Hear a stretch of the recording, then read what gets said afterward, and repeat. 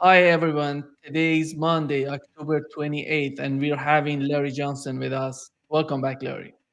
I'm pleased to be here, Nima. Let's talk about the latest information on the conflict. We talk about the Israeli attack on Iran on the night that they did it. Right now, Right. in your opinion, we have a bigger picture right now. How did you find the attack, Israeli attack on Iran? Well, it depends on who you're talking to. If you listen to the Israelis, excuse me, boy, massive victory. They knocked out every single air defense system that Iran had. They took out the S-300s. They hit military targets. They blew up rocket factories. Great victory. Now they're delusional.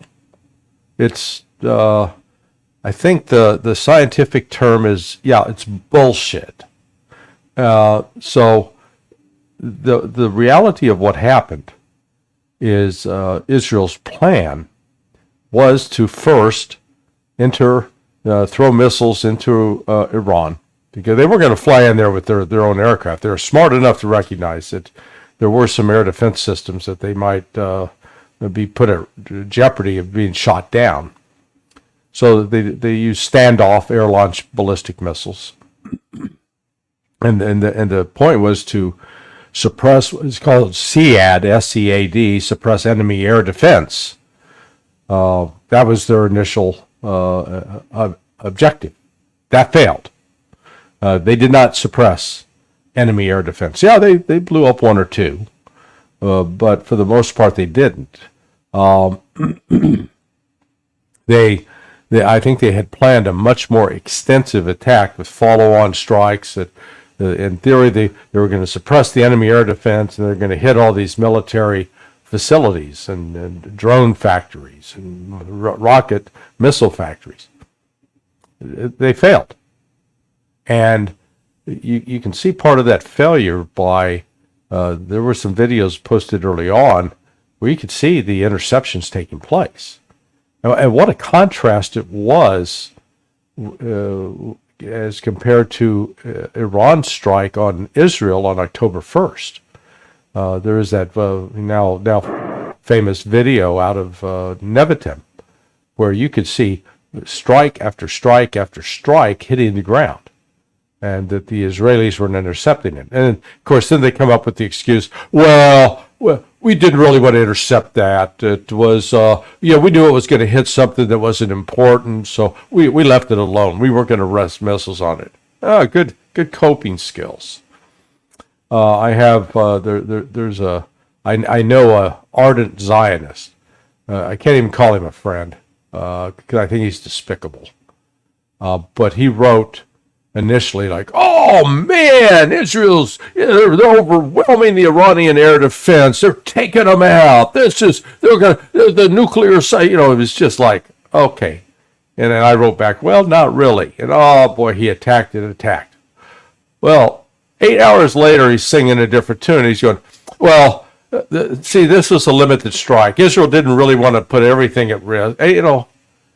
You guys just recognize, from the standpoint of Israel, anybody they're objectively thinking about it, they should have reached this conclusion. Iran has the capability to penetrate and defeat Israeli air defense systems. Israel does not, I repeat, does not have the capability to penetrate and defeat Iranian air defense systems, in part because you got the Russians helping the Iranians, and the systems proved not pretty effective, very effective. And we know this just by judging the reaction so far of the government of Iran, and just actually sort of Iranian social media. There's no sort of demand for revenge, demand for response, that, what happens when you get punched in the nose and it hurts. They're more like I got this itchy little mosquito bite on my arm, but it's, it was an annoyance, but it wasn't anything, it was no big deal. So we're looking at Israel trying to cope with the realization that it's no longer the mightiest military power in the Middle East. Your sound's off, Nima. Can you hear me? Yeah, I hear you now. And they're talking about their fighter jets invading the airspace of Iran. Do we have any? No, they didn't. They never did. They never got in there. I mean, they just didn't. If they had, it would have been shot down. So, it seems that, Larry, it seems that Israel doesn't have capabilities to send missiles from Israel to Iran. They have to carry them by fighter jets, then shoot it at Iran. no, I think that they've got some ballistic missile capability that can be ground launched. They chose not to use it for whatever reason. I don't know if it's that there's a limited supply, or in their judgment that those missiles would not necessarily be accurate as to what they use by launching from the air. But, again, they tried to say, oh, this was a limited strike. It was 100 friggin' aircraft for the love of God. Really? Limited? It wasn't limited. And if each one of those planes carried, two air-launched missiles, that's a 200 missile barrage. Some are saying that Israel ended up launching close to 600 missiles. So we don't know what the real number is. All we know is that Iran had vowed that if it had been attacked, it was going to retaliate. They haven't retaliated. Not because they were so damaged and so hurt, but because they prevailed. And they prevailed, I think, with the assistance of the Russians, who played a very critical role. Because it's part of it's in Russia's interest to make sure that this thing does not escalate any further than it is at present. They try to keep it contained. And, candidly, I suspect Russian intelligence analysts, and maybe some of the Iranian intelligence analysts, are starting to judge that Israel is now in a war of attrition that it cannot win. And by the losses it's suffering, not just in terms of casualties on the battlefield and equipment, but economically and population that's fleeing, what happens to Israel over the next 6 to 12 months isn't a pretty picture, because clearly Hezbollah can sustain and intensify the fight beyond what it already has. And Israel's already suffering the pain of trying to go into southern Lebanon. So the last thing they need is to expand the war. And they can't even fight a one-front war. They can't defeat Hamas in Palestine so far in the Gaza Strip. But now that they're in trading blows with Hezbollah, and then active in the West Bank, and then with the Houthis still retaining their capability to attack, and now trying to expand the war to Iran, Israel's overreached. If we consider the conflict between Iran and Israel as a conflict of establishing deterrence, who was capable of achieving that? Oh, I think Iran was. The typical, and I run across this in some of the comments, like to the, when Andre and I were with you as the attack was underway, and commenting on it. Some of the comments from some of the more ardent Zionists who come to the side to say, "Oh, you're all wrong. You don't know what you're talking about." They grab hold of a belief about Israeli military superiority in all things, and you can show them any amount of facts, and it won't shake them off those facts. They just continue to insist, "Oh no, we're right." Okay, but the reality what happened, early Saturday morning in Iran and, late Friday here on the East Coast of the United States was that really for the first time in 70 years, Israel carried out a very high-profile military attack from the air and failed. All the spin, all the stories planted in the New York Times and Jerusalem Post and Haaretz about, oh, we did great, man. We took out all these. The rest of everybody else in the region knows what happened. They go, Iran stopped Israel. They stopped them. Because the initial reports out of Israel, they're going to sustain that for like 12 hours. And, they called it off after 3. Well, why? They recognized they were wasting missiles. Now, if their goal was to see if they could attrit Iran's air defense system by forcing them to fire lots of missiles, that could have been a military objective, but that clearly it wasn't. They intended to destroy the air defense systems and a lot of the ground radars, and Israel failed to do so. Yeah. Larry, if you consider those Arab states together with Turkey after these interactions between Iran and Israel, in your opinion, is the picture of Israel changing in their mind? You mean among the Israeli population, the Jewish population? No, I'm talking about the Arab states. Well, yeah, I think it's starting to change. I think this was the assessment of Iran, I think in particular, is changing because they're seeing, what happened in April, the first strike. Was a demonstration that Iran had the capability to fire a variety of weapon systems at Israel. The second strike on October 1st was a clearer message to Israel that we can penetrate your air defense system, that Iron Dome is not impregnable.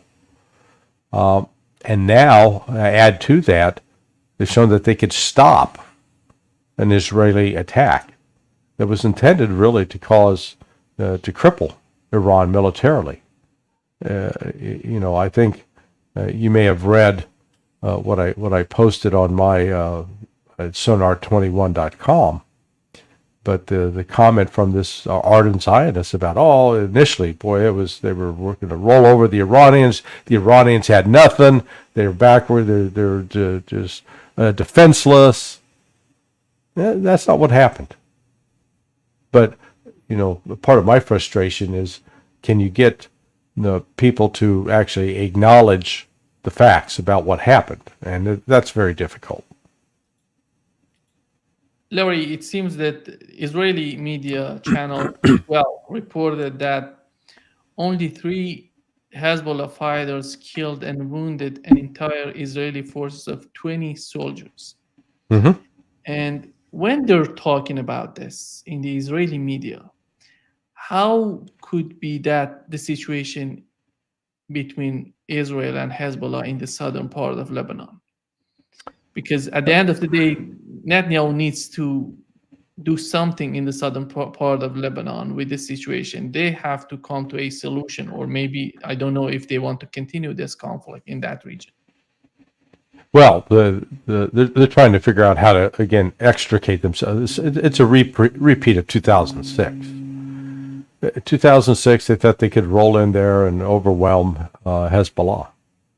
Now, what Israel is doing is really in sort of sharp contrast to 2006, is they're making far more extensive use of aerial bombardment of cities and villages with Israeli aircraft, and including Christian villages, places that really have nothing to do with Hezbollah or not critical part of Hezbollah's military infrastructure. Israel is engaged in genocide, pure and simple. They are doing nothing but attacking hospitals, schools, humanitarian centers, all in the name of fighting terror. They're using terrorism to fight terrorism. And, you know, those are words coming out of my mouth that I never thought I would say, but it is just a simple fact. And meanwhile, Hezbollah, you know, I'm not the only one that predicted this. You know, Scott Ritter's talked about it. Doug McGregor's talked about it. I think Danny Davis has talked about it. That the Hezbollah forces have an extensive network of tunnels and defensive emplacements in southern Lebanon. And the terrain in southern Lebanon is very difficult. It's a mountainous region. And so there are limited access points, and many of those access points provide an excellent opportunity for setting up ambushes. But that's exactly what Hezbollah is doing to Israel, and it's inflicting, probably almost 10 times the number of casualties that Israel experienced going into Gaza Strip. I mean, Gaza Strip was, cities of people with no real armed presence of Hamas. Hamas was not a massive military insurgent force. Yeah, they were present, but not anything like what Hezbollah is. And Hezbollah, in contrast to the Hamas fighters, are a bunch of combat-hardened veterans. You know, they fought in Syria. They fought against ISIS. And now they're turning around and they're being very effective in killing and wounding Israeli soldiers in large numbers. And so you're getting almost daily reports of 2 dead, 5 dead, 4 dead. You know, the other day it was 8 and 17 wounded, something like that. Israel's not going to be able to sustain that. They can't sustain those kinds of losses. They're not that big. When you look at the behavior of Israel, they went into Gaza. They failed to achieve anything. And right now, instead of coming out with a solution for the situation in Gaza, or maybe negotiating, they went to southern part of Lebanon. And right now, with this attack on Iran, these interactions between Iran and Israel, it seems that the end game was to bring the United States in to help them to save the situation, because they're not capable of doing this, Larry. In Gaza, in the southern part of Lebanon, right now with Iran, can we say that the United States getting involved on the part of Israel to fight all of these people together, all of these countries together, has failed so far? Yeah, if that was their objective, certainly it has failed. But their goal in Gaza is to try to depopulate Gaza, and they're having some success with that. Except they've not opened up a pathway where the Palestinians there in Gaza can flee, can leave, and depart someplace else. They just keep moving them around like pieces on a chessboard, and killing them, and starving them. They're literally trying to exterminate the Palestinian people, and the inhumanity of it is staggering. And the world so far has stood by idle. Some criticism, some condemnation, writing a stern letter, but there's nothing really that's going to hurt Israel for its conduct. It's remarkable that Israel can point to October 7th as justification for what it's doing. They killed 1,200 of our people. Let's accept that number is true. It was actually, I think, 1,159 is what the Israelis finally came up with. Let's ignore the reality that maybe as much as 50% of those Israeli casualties that day were inflicted by Israel itself. to try to stop Hamas from taking hostages back into Gaza. So, but let's say the full 1,200, count that. And since then, Israel's killed close now, the numbers approaching 50,000. Minimum, 50,000 men, women, and children. I used to, when I brought this up before with some of these ardent Zionists, oh, you can't trust those numbers. Those are the Palestinians are making them up. Well, just the other day, Matthew Miller, State Department spokesman, was just celebrating the death of Aya Sinwar, and said, quote, and Sinwar is responsible for the 40,000 plus deaths of Palestinians in Gaza. I went, oh, he's at least now admitted the number of dead from the State Department. The State Department is even accepting that number. Now, they're blaming Sinwar for killing all the Palestinians. Yeah, I got that right. The Israelis dropped the bombs, but it's the Palestinian fault. Great. That kind of logic. It was the Jews who were responsible for the Holocaust. They killed themselves in those gas chambers. That kind of. Please. So the fact of the matter is, Israel's campaign to wipe out these Palestinians, it's having some success. The question is, can they sustain it to the point that they'll finally be able to enter? Because already you got the Ben Gavirs and Smotriches claiming they're getting the bulldozers ready so they can go in and start occupying, taking over. They're like ravenous locusts. Do you think that then Netanyahu is able to sustain the situation in Israel? Because recently there was a funeral in Israel. He was talking and people were protesting, and they were saying that they're not happy with the situation because there is thought. It seems that Israelis are understanding the pain right now. I don't think so. The invasion of the southern part of Lebanon, because they're losing their people. Yeah, well, the realization starting to dawn on them. But right now, still Netanyahu has the majority support of the population. Yeah, there are some Israelis speaking out, but that is my understanding. Netanyahu was speaking at a ceremony commemorating the 1 year attack on October 7th. And it was there that he was met with some of the protesters saying, now, make peace, reach a negotiation. This idea of making peace presupposes that what's going on between the Zionists and the Palestinian people, and it doesn't matter whether the Palestinians are Muslim, Christian, atheist, doesn't matter. The Zionists believe that land where those Palestinians are located on right now is there. It belongs to the Zionists. It doesn't belong to these Palestinian people.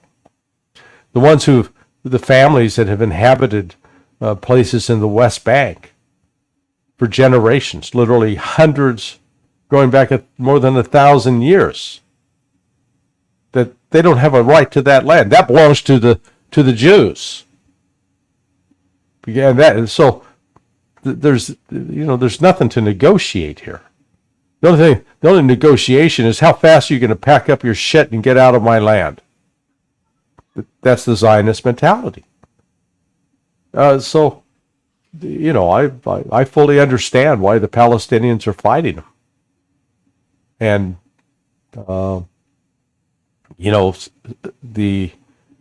I guess if we had magical powers, the reality would be you would go in, you would take all those 700,000 settlers out of the West Bank, force them back into the territory originally ceded to Israel in 1948, go back to the pre-1967 borders, and then put in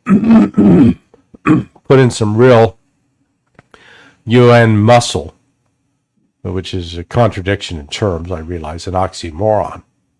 But, put in Russian troops, American troops, Chinese troops, major power countries, so that neither side would dare to try to shoot them, attack them, and keep the two sides separate. But that's not going to happen.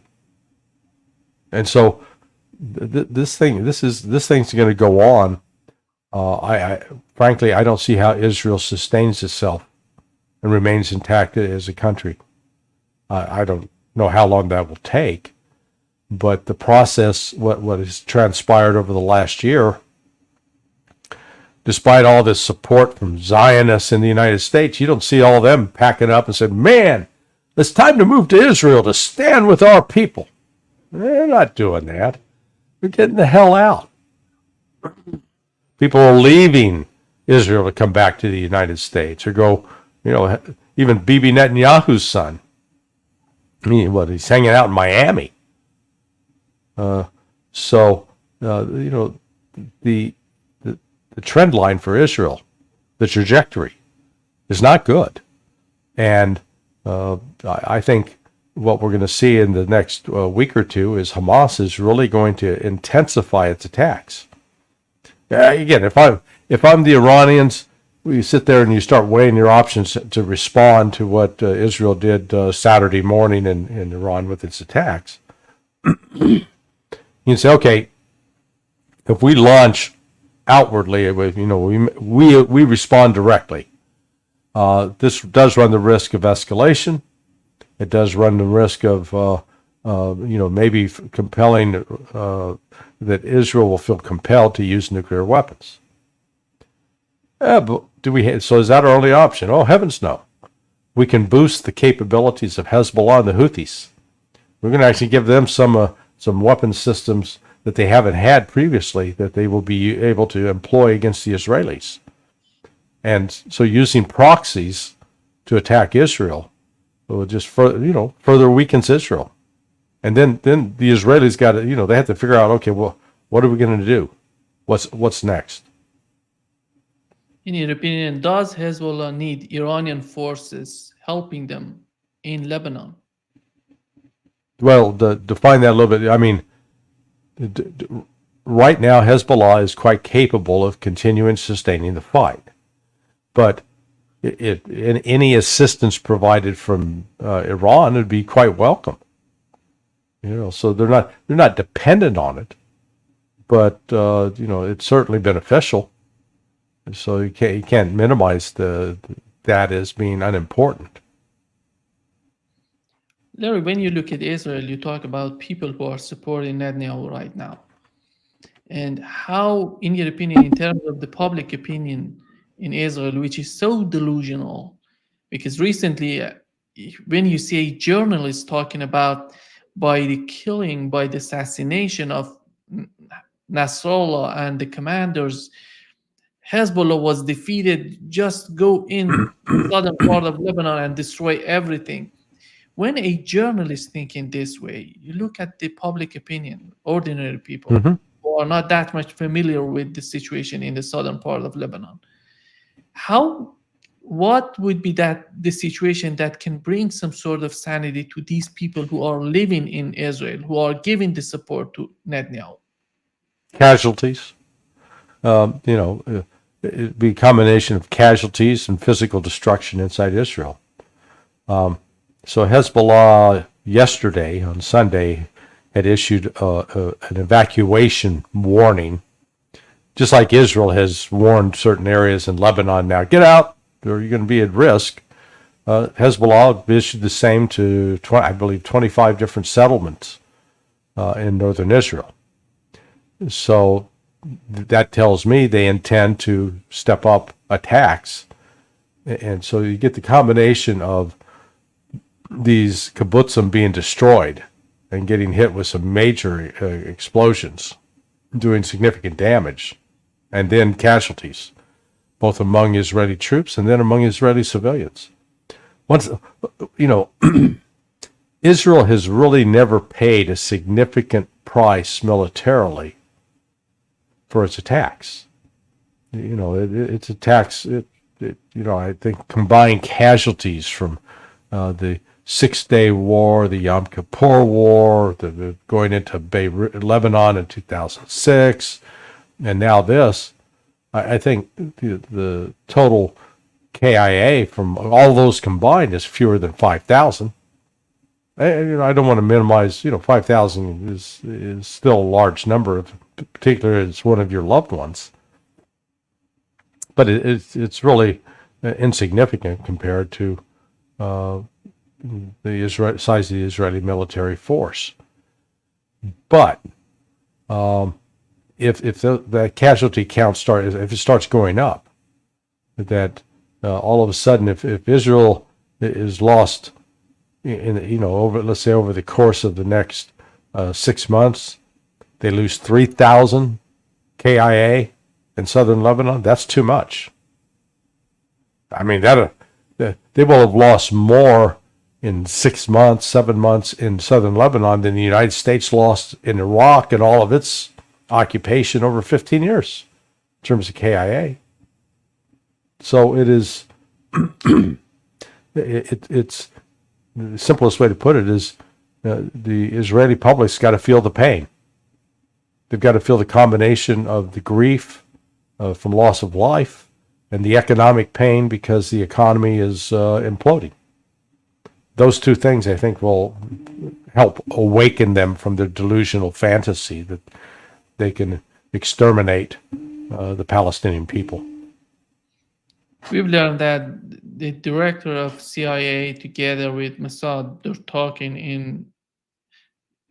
in Qatar about the situation in Gaza. Mm-hmm. Without Hamas being part of these talks with Qataris, and how they can help the situation and how they can come to a solution to find some sort of ceasefire. I don't know, whatever they're looking for. Well, they're hoping indirectly that the Qataris will put pressure on Hamas to suspend attacks or to surrender. And I don't think Hamas is going to do that. They're too invested in this. This is, ask just people to put themselves in a similar position. If you've got a foreign power, which is what Israel is relative to the Palestinians, attacking and killing your women, your children, destroying your homes, destroying your livelihood. Do you sit back and surrender, or do you fight back? And, they haven't killed all the Palestinians so far. And the Palestinians are going to continue to fight back. And that makes Hamas more attractive because it provides them one way to fight back, a purpose, a meaning. I wish it was otherwise, but I don't see a diplomatic exit on this. Simply because what's driving the people driving the car in Israel right now are these Zionist extremists, and they don't broker in any sense compromise with respect to the Palestinians, none whatsoever. This land is our land, is the Zionist refrain. With the mindset that Netanyahu and his administration are showing us, do you think they're looking for capturing the northern part of Gaza? And is that possible, in your opinion? Getting out of their minds? No, I don't. If by capture you say that they can secure it, they can take it and then secure it, and there will be no more attacks. No, they can't do that. They can make it unlivable for Palestinian people, which is exactly what they're doing right now. But the notion that some wealthy Jews are going to show up and build a beachside resort where they'll be able to go out and lay in the sun and enjoy the Mediterranean, that ain't happening. I mean, that's what they would like, but that's not going to happen.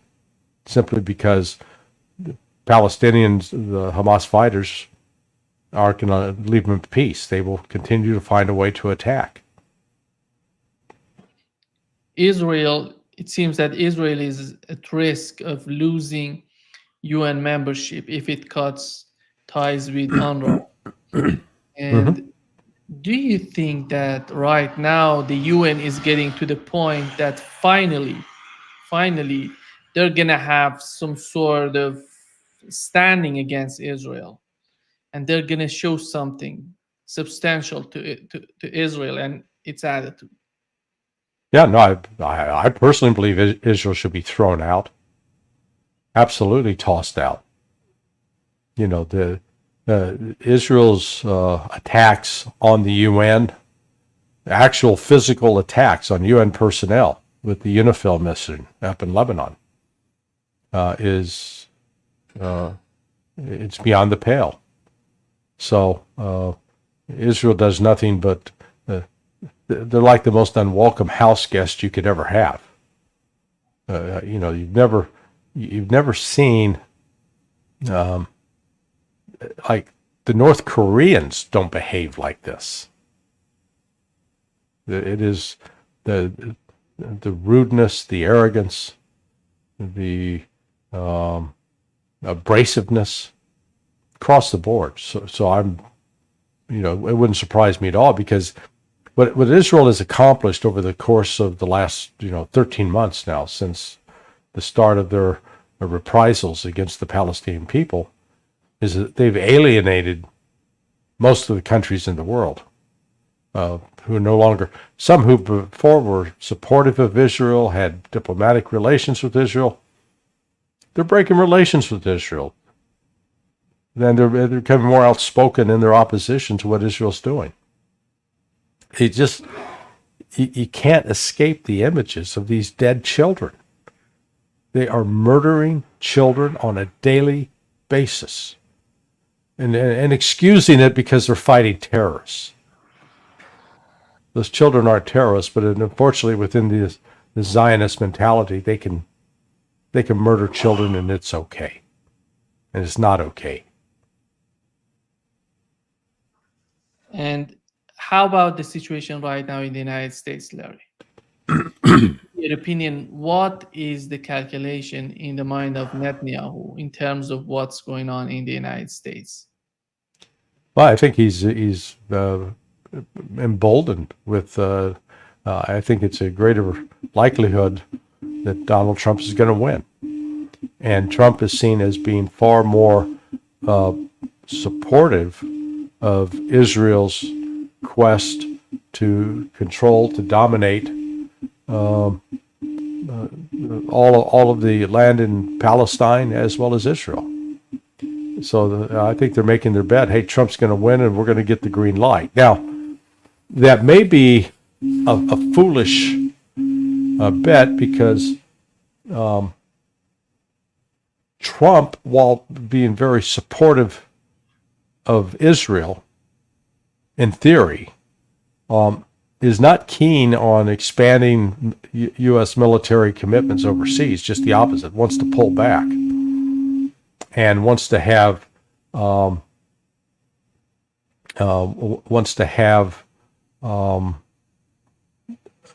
a peaceful solution if he can. He's all about negotiation. He doesn't want to alienate the Saudis and the Qataris.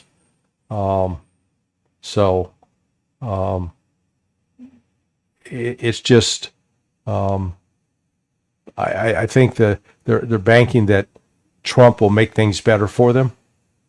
So Israel, you're not going to see, I think, any change in Israel's conduct over the next 2 weeks anyway.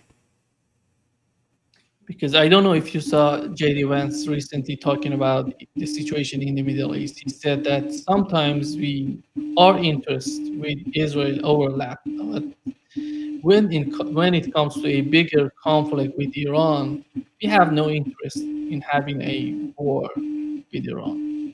Yeah. And that's why we're not going with that plan. Yeah, look, a negotiated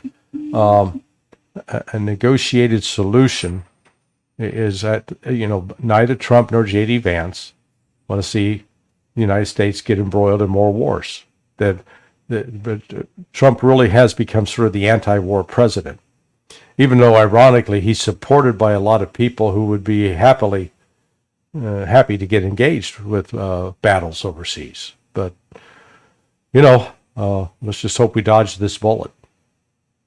Yeah. That we stay out of these wars. Yeah, exactly. Larry, just to wrap up this session, in your opinion, right now, do you think the mindset after this attack, Israeli attack on Iran, the mindset in the Middle East would be to help Gazans? Because the Arab state didn't show any sort of that much of interest in having a direct solution, it's something substantial when it comes to Gaza. But right now, with this attack just passed away, and how about the future for Gaza? How do you find the mindset of these Middle Eastern Arab states together with Turkey? Well, some talk of good games. There's still a lot of tough talk, but I'm not seeing any action. I think we're going to see. What do they need to do, Larry, in your opinion? Well, for starters, they need to completely isolate Israel economically, which means cutting off Israel's access to oil.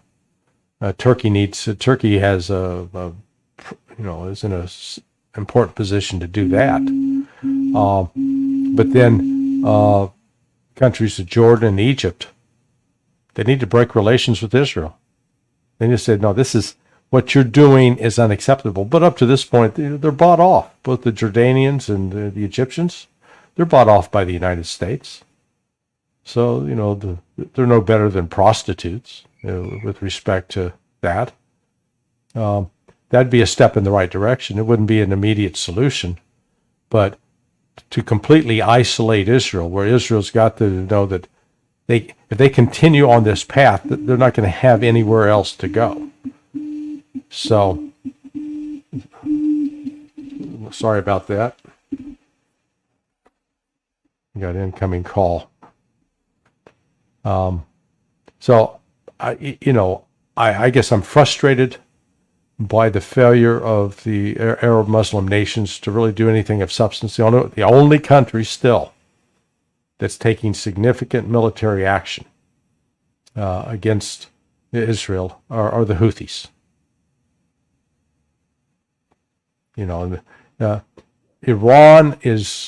Iran's not going to expand into a direct war on behalf of the Palestinian people. They support the Palestinian movement, but Iran, I don't see either, saying, okay, yeah, we're going to go to war with Israel. We're going to put our own country at risk in order to help the Palestinian people. They're not doing that. Yeah. Thank you so much, Larry, for being with us today. Great pleasure as always. All right, my friend. We'll see you later this week. Yeah. See you. Bye. Okay. Bye.